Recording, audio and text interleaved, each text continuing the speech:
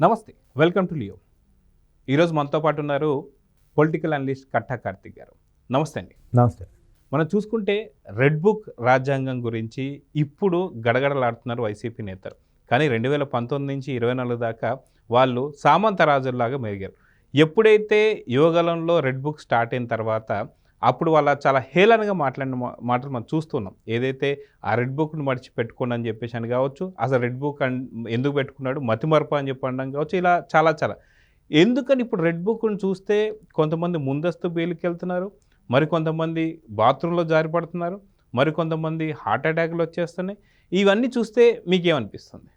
యష్, మీరు అన్నట్టు రెడ్ బుక్ని మడిచి ఎక్కడన్నా పెట్టుకో అన్న అతనికేమో రెడ్ బుక్ పేరు ఎత్తగానే, కేసుల పేరు ఎత్తగానే హార్ట్ అటాక్ వచ్చింది, హైదరాబాద్ ఏజీ హాస్పిటల్లో జాయిన్ అయిపోయాడు. రెడ్ బుక్ మతిమరప అన్నోడేమో కాలు జారి కింద పడిపోయాడు. వెంటనే ఆ పేరు చెప్పి వాళ్ళ కొడుకు ఒక ముందస్తు బెయిల్ అప్లై చేసుకుని తెచ్చుకున్నాడు, మిథున్ రెడ్డి. పెద్దిరెడ్డి జారి పడితే. సో ఇంకొక అతను రెడ్ బుక్ గురించి విచ్చలవిడి కామెంట్ చేసిన సజ్జల రామకృష్ణారెడ్డి ఈ కేసు నుంచి ముందస్తు బెయిల్, ఆ కేసు నుంచి ముందస్తు బెయిల్, రోజు కోర్టు చుట్టూ తిరుగుతూనే ఉన్నాడు తనకి తన కొడుకుని రక్షించుకోవడం కోసం. సో గతంలో రెడ్ బుక్ గురించి కామెంట్ చేసిన వాళ్ళు, ఇష్టారీతన మాట్లాడిన వాళ్ళు ఇలా పొద్దున్న లేస్తే రెడ్ బుక్ పేరు లేకుండా మాట్లాడలేని పరిస్థితులు పడ్డారు.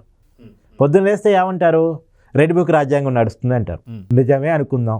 రెడ్ బుక్ రాజ్యాంగం అంటే ఏంటి, అసలు రెడ్ బుక్ అంటే ఏంది, రెడ్ బుక్లో ఎవరి పేర్లు ఉన్నాయి ఒకసారి మనం మాట్లాడుకునే ప్రయత్నం చేస్తే చాలా లోకేష్ గారు రెడ్ బుక్కి క్లియర్ కట్ నిర్వచనాన్ని ఇచ్చారు.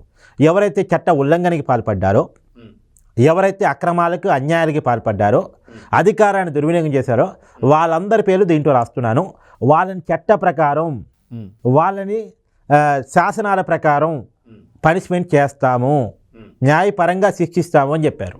అంతేగాని వాళ్ళ లెక్క ఇంటి మీదకి వచ్చి దాడులు చేస్తాం, పార్టీ ఆఫీస్ మీద దాడులు చేస్తాం, నిప్పంటిస్తాం, కొడతాం, చంపేస్తాం, ఇంటి మీదకి దాడి చేసిన వాడికి మంత్రి పదవులు ఇస్తాం లోకేష్ గారు చెప్పలేదుగా. ఇప్పుడు చట్ట ప్రకారం అరెస్టులు జరుగుతున్నాయి కాబట్టే అరెస్టుల విషయం ఇంకా జాప్యం జరుగుతుంది. ఆ మాటకు వస్తే కింది స్థాయి కార్యకర్తలు అదే అప్పుడు ఆ నిర్బంధాలు, ఆ ఇబ్బందులు చూసిన వాళ్ళంతా కూడా అరెస్టు ఇంకెప్పుడు అని చెప్పేసి వాపోతున్న పరిస్థితి. ఆర్కే రోజు అరెస్ట్ ఎప్పుడు, ద్వారంపూడి అరెస్ట్ ఎప్పుడు, తర్వాత అంబటి రాంబాబు అరెస్ట్ ఎప్పుడు, పేర్ని నాని అరెస్ట్ ఎప్పుడు, పెద్దిరెడ్డి అరెస్ట్ ఎప్పుడు, కొడా నాని అరెస్ట్ ఎప్పుడు. ఈవెన్ దో వల్లభనేని వంశీ కూడా తానంతట తాను వచ్చి అరెస్ట్ అయ్యాడు, ఒక దళిత యువకుడు కిడ్నాప్ చేసి. ఆయన్నేం పోలీసులు తొందరపడి అరెస్ట్ చేయలే. కాబట్టి ఇంకా జగన్మోహన్ రెడ్డి అరెస్ట్ ఎప్పుడు, సజ్జల రామకృష్ణారెడ్డి అరెస్ట్ ఎప్పుడు, సజ్జల భార్గవ అరెస్ట్ ఎప్పుడు, దేవినేని అవినాష్ అరెస్ట్ ఎప్పుడు అని కింది అడుగుతున్నారు. కానీ పద్ధతి ప్రకారమే పోదాం, న్యాయబద్ధంగానే పోదాం. ఫస్ట్ ప్రిలిమినరీ ఎంక్వైరీ అయిపోయిన తర్వాతే, ఎఫ్ఐఆర్ కట్టిన తర్వాతే. సో ఎంక్వైరీ పద్ధతుల్లో భాగంగానే అరెస్టులు పోవడం తప్ప ఏదో కక్ష సాధింపు వ్యవహారంలో గుండు గుప్తాగా తీసిపోయి జైల్లో పెట్టే కల్చర్ వద్దు అని చెప్పేసి చంద్రబాబు నాయుడు గారు చాలా క్లియర్గా చెప్తున్నారు, లోకేష్ గారు క్లియర్గా చెప్తా ఉన్నారు. ఒకవేళ వాళ్ళు నడిపినట్టు ఒక రౌడీ రాజ్యాంగమే నడపదలుచుకుంటే, రాజారెడ్డి రాజ్యాంగం నడిపారని వాళ్ళకి అప్పట్లో పేరుంది కదా, అలానే నడపదలుచుకుంటే ఈ పార్టీకి వైసీపీ నాయకులంతా జైల్లో ఉండేవాళ్ళు, ఈవెన్ దో జగన్మోహన్ రెడ్డి గారు. అయితే ఇప్పటిదాకా మీరు ఏదైతే అంటున్నారో వీటన్నిటితో పాటు ఏపీ ప్రజలు మీరు ఇందాక అన్నారు ఖచ్చితంగా ఎప్పుడు అరెస్ట్ చేస్తారు వీళ్ళందరినీ అని చెప్పేసి. అయితే ఇప్పటికీ కూడా చాలా సంయమనం పాటిస్తున్నటువంటి ఒక కూటమి నేతలు కావచ్చు, లేదా లోకేష్ గారు కావచ్చు, వీళ్ళందరూ కొంత సమయం పాటిస్తుంటే ఈరోజు కాకుండా నిన్న తోపుతుర్తి చూసాం తన పద్ధతి కావచ్చు. అదేవిధంగా చూసుకుంటే మనకి దువ్వాడ సీను కరెంటు బిల్లులు కట్టకుండా మళ్ళీ కూటమికి సంబంధించిన నేతలు నా మీద కక్షపూరిత చర్యలు చేస్తున్నారని చెప్పి, అదేగాక ఒక దళిత అధికారి మీద దూషించడం కూడా చూస్తున్నాం. ఇంకా వాళ్ళకి ఇంకా మదం తగ్గలేదంటే ఏమంటారు? మదం తగ్గటం పెరగటం ఉండదండి, రాక్షస మనస్తత్వం అనేది ఒకటి ఉంటుంది. అప్పుడు ఎవరు పోలీస్ ఆఫీసర్ చెప్పారు కదా, ఒకప్పుడు రాక్షసులు అనే వాళ్ళు ఉండేవాళ్ళని విన్నాము, కానీ ఇప్పుడు చూస్తున్నాము. అప్పుడేం పురాణాల్లో కథలుగా చెప్తుంటే అవునా ఇట్టా ఉంటారా, ఇలాంటి పనులు చేస్తారా, ఋషులు యజ్ఞాలు చేస్తుంటే పోడు చేస్తారా, డిస్టర్బెన్స్ చేయటం వాళ్ళ పని అని గతంలో కథలుగా చెప్తుంటే వినేవాళ్ళు. ఇప్పుడు మన కళ్ళ ముందు చూస్తున్నామని చెప్పేసి ఆయన చెప్పారు కదా. ఆ రాక్షస మనసుతో ఉన్నవాళ్ళు చివరి దాకా, జీవితంలో చివరి అంకం వరకు కూడా అదే మనస్తత్వంతో ఉంటారు. వాళ్ళు మారే మనసులు కాదు. మారే మనుషులు ఉన్నవాళ్ళు వైసీపీలో ఉండలేరు. ఉండలేనటువంటి వాళ్ళు బయటకు వచ్చేస్తున్నారు, ఉండగలిగిన వాళ్ళు అక్కడ ఉంటున్నారు. అక్కడ ఉండాలంటే ఆ మనస్తత్వమే ఉండాలి, అలాంటి పనులే చేయాలి. నేను చాలా క్లియర్గా వైఎస్ఆర్సీపీకి క్లియర్ కట్ నిర్వచనాన్ని గతంలోనే ఇచ్చాను. వైఎస్ఆర్సీపీ అంటే err psycho rowdy and corruption party. అక్కడ ఉండాల్సిన వాళ్ళు సైకో మైండ్ సెట్ ఉన్నోళ్ళు, రౌడీజం చేయగలిగినటువంటి వాళ్ళు, కరప్షన్ చేయగలిగే కెపాసిటీ ఉన్నటువంటి వాళ్ళకి ఆ పార్టీలో ఎలా ఉంటుంది. మీకో నాకో జర్నలిస్టులకో లేదా ఒక పద్ధతిగా పోదాం అనుకున్నవాడికో ప్రజాస్వామ్య పద్ధతుల్లో రాజకీయం చేద్దాం అనుకునేవాడికో ఆ పార్టీలో అవకాశం ఉండదు, రాదు, ఆ పార్టీలో జాయిన్ కావడం కూడా వృధా. కాబట్టి అది ప్రజాస్వామ్య పద్ధతిలో జరిగే ప్రక్రియ కాదు, పార్టీ కాదు. అది ప్రజాస్వామ్యానికే పెద్ద ఛాలెంజ్గా పుట్టిన పార్టీ.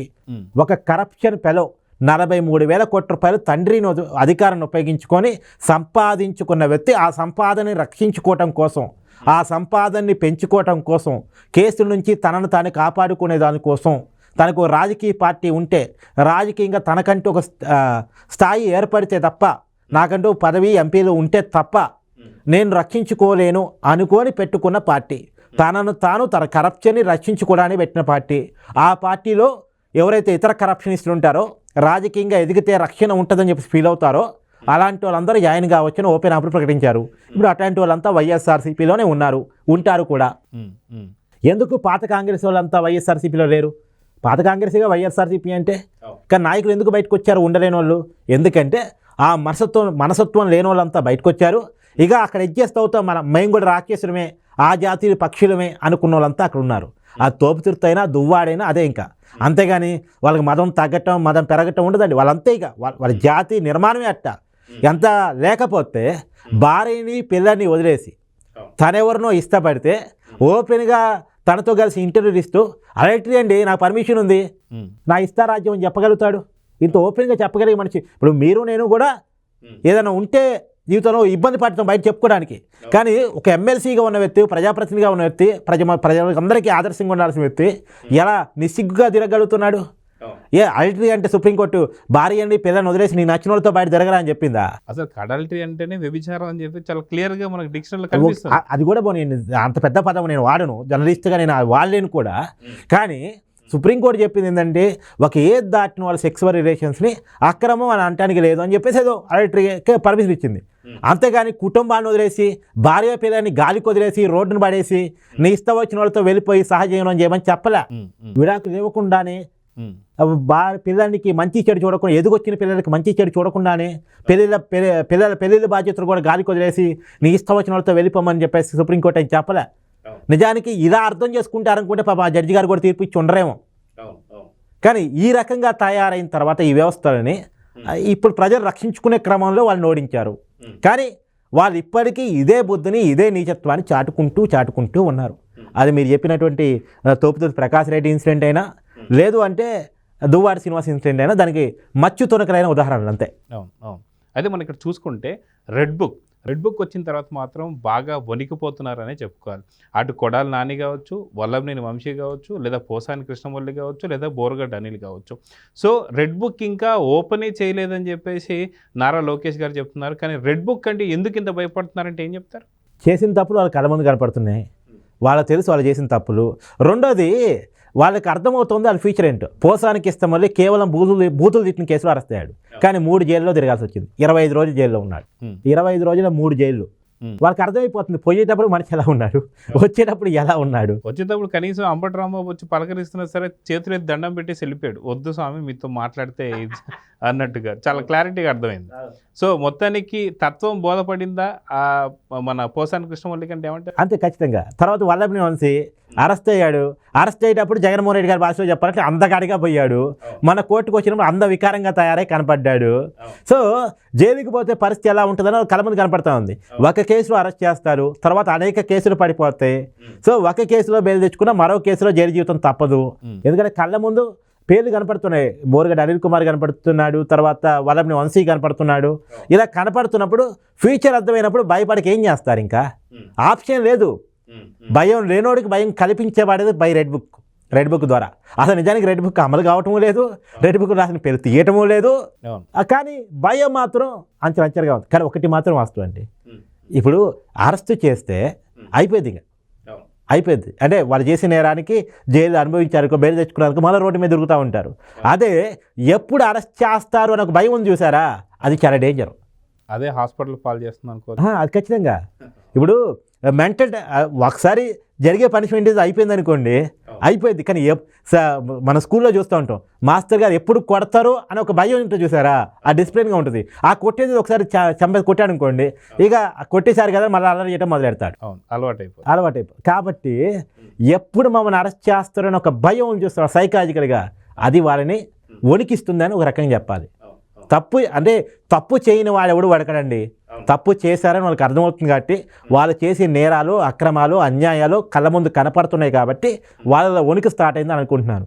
కానీ ఎప్పటికైనా గుర్తుపెట్టుకోవాలి, అధికారం శాశ్వతం అనుకొని, జగన్మోహన్ రెడ్డి గారు ముఖ్యమంత్రిగా ఉండటం కోసం దేవుడు పంపించిన మనిషి అనుకొని, ఆయన జీవితకాలం ముఖ్యమంత్రి అనుకొని ఇష్టారాజ్యంగా అడ్డదిడ్డంగా ప్రజాస్వామ్య విలువల్ని పక్కకు పెట్టేసి ఈ పనులు చేశారో దానికి పనిష్మెంట్సే ఇప్పుడు లభిస్తున్నాయి, అంతకు మించి ఏమీ లేదు. అవును. సో చూద్దామండి, మొత్తానికి రెడ్ బుక్ను చూస్తే వణికిపోతున్నారు, కానీ గతంలో హేళన చేశారు. సో చూద్దాం ఏం జరగబోతుందో. నమస్తే అండి. నమస్తే. Please subscribe to Leo news for more videos.